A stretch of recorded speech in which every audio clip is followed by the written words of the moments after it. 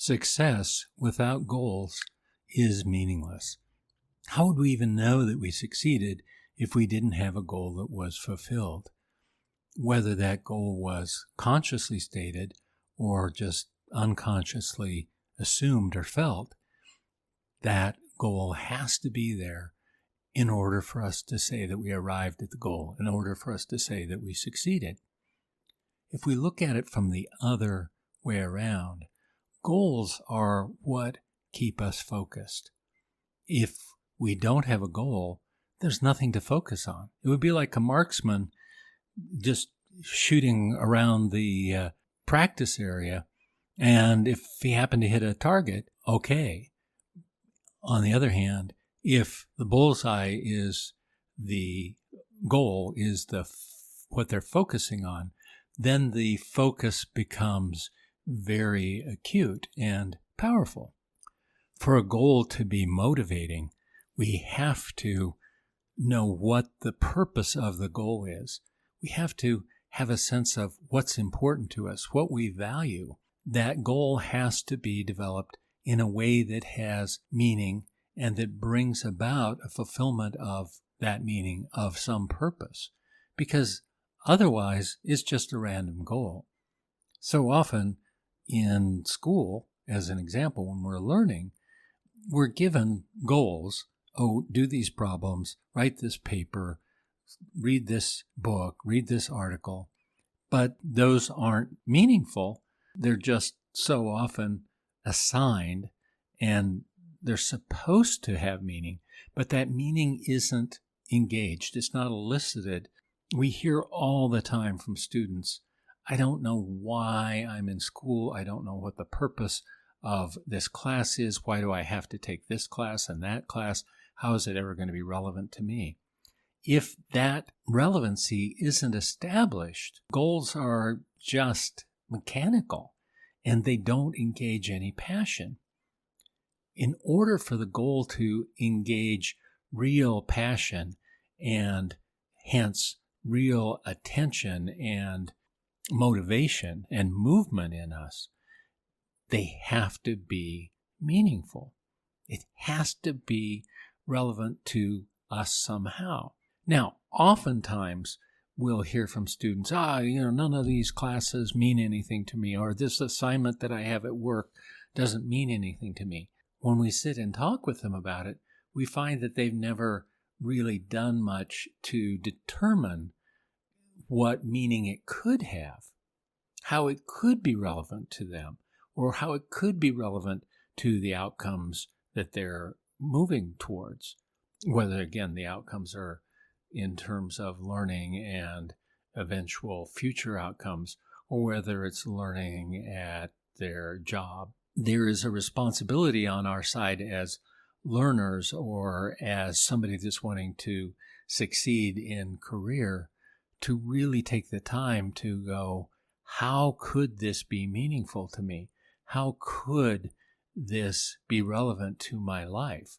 Rather than just a reactive assumption based on our dissatisfaction, we have to stop and really consider more deeply. If we're taking a math class and we go, well, I'm never going to use math in my life, which in some cases might be true, or I can do all that on my phone, so why do I need to learn how to do it?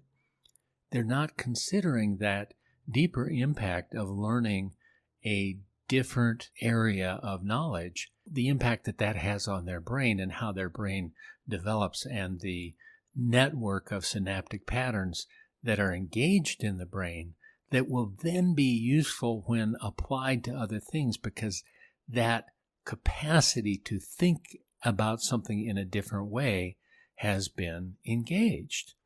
And that understanding often changes things for a student, particularly when they take that understanding more deeply, that they understand that the more ways that they have to look at any problem in their life, the more capacity their brain has to take up different viewpoints, to be able to, what's sometimes called, walk the 360, to be able to look at something from a lot of different angles with a lot of different ways of processing, that deepens their capacity to, one, understand their world. For example, if we just look at something through the lens of, I like it or I don't like it, it feels good or it feels bad, we don't get much understanding. We just get a reaction. If, on the other hand, we look at it through a lot of different lenses, through a lot of different perspectives, if we look at whatever it is we're considering through the lens of critical thinking, because we've developed that through doing math or through doing sciences, each of those being a different way to look at something, we start to get a very different understanding. If we've developed our ability to look at things historically because we actually learned how to think in that way through taking history classes, then we get yet a different perspective, and so on. And we're looking at it from different angles. We look at it from our point of view. We look at it through the point of view of somebody else involved. We look at it through the point of view of a neutral outsider. We look at it through the point of view of a Martian that's just arrived on Earth. Every one of those gives us a different understanding and a different perspective. And that's very helpful at arriving at good decisions and at arriving at clear goals. Secondarily, being able to walk that circle and look at something from many different sides and many different perspectives gives us the opportunity to see different ways to go about setting goals, the quality of goals that are set, and how to go about those, what methods and means we might use, what steps might be involved. Each of those different perspectives fills that out and gives us other options so that we can see what the best way to get to a meaningful goal is. If we've really thought about what's important to us in more than just a reactive way, but in a significant way, what's important today, what'll be important over the next year, what'll be important over the course of my life or your life, then those values will be much clearer and more engaging for us. If all we're considering is, well, if I do this, people will think I'm cool, and if I don't, they won't, that's not going to be very deeply motivating. It'll have a certain level of motivation. But if we can see that the course of our life is going to be much more fulfilling in numbers of ways, then the goals that come out of that are going to be very powerful and will carry us through the frustrations and the disappointments and the challenges that we face.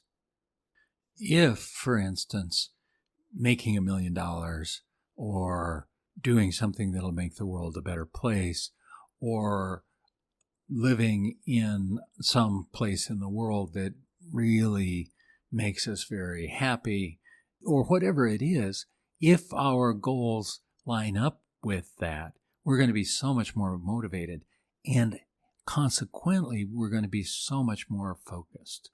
The motivation, the focus that are a result of clear, meaningful goals is going to make all the difference in where we end up in our lives. We see that people that are the most successful, again, as defined by them, are the ones that had the clearest goals and knew what was important to them and were motivated to get there.